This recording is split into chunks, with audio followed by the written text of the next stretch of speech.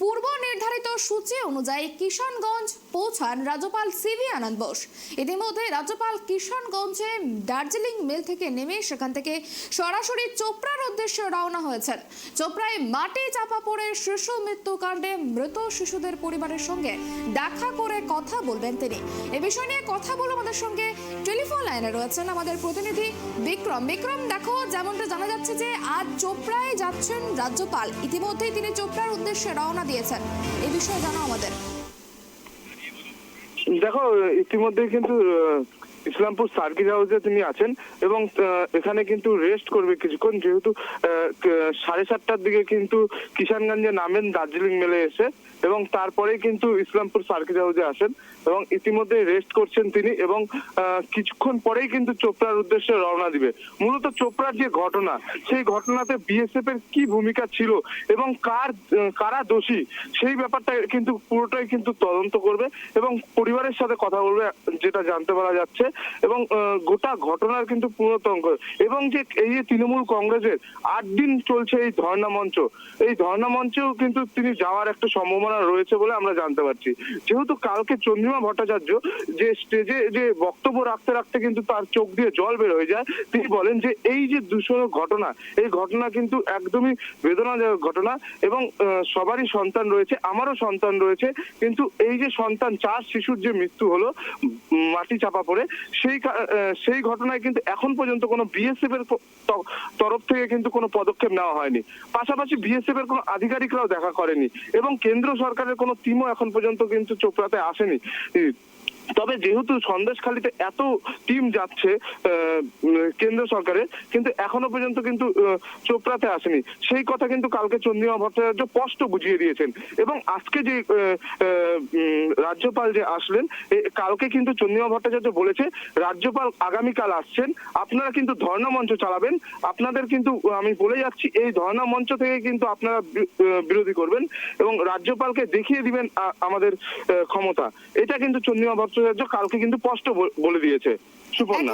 একেবারে বিক্রম, দেখো, আরো যে বিষয়টা জানতে চাইবো যে তুমি যেমনটা বললে যে তৃণমূলের পক্ষ থেকে ধর্ণা মঞ্চ চালানো হচ্ছে, আজ রাজ্যপাল তাদের সঙ্গে সাক্ষাৎ করার পর, মৃত যে শিশু তাদের পরিবারের সঙ্গে সাক্ষাৎ করার পর ধর্ণা মঞ্চেও যাবে, এমনটাই কিন্তু তুমি জানালে। তো সেক্ষেত্রে কি কোথাও রাজ্যপালের সাক্ষাতের পরে ধর্ণা মঞ্চ উঠে যেতে পারে, কিছু জানা যাচ্ছে?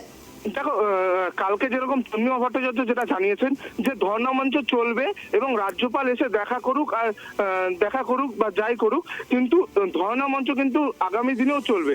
এবং চন্দ্রিমা ভট্টাচার্য এটাও জানিয়েছেন যে এখান থেকে রাজ্যপাল যাওয়ার পরে কি ডিসিশন নেয়, কি পদক্ষেপ নেয়, সেই পদক্ষেপ অনুযায়ী কিন্তু চন্দ্রিমা ভট্টাচার্য মুখ্যমন্ত্রীর সাথে কথা বলবে এবং মুখ্যমন্ত্রী কি পদক্ষেপ দেয়, আগামী দিনে তাদের কি কর্মসূচি রয়েছে ধর্ণা মঞ্চের, সেটাও কিন্তু জানিয়ে দিয়েছেন।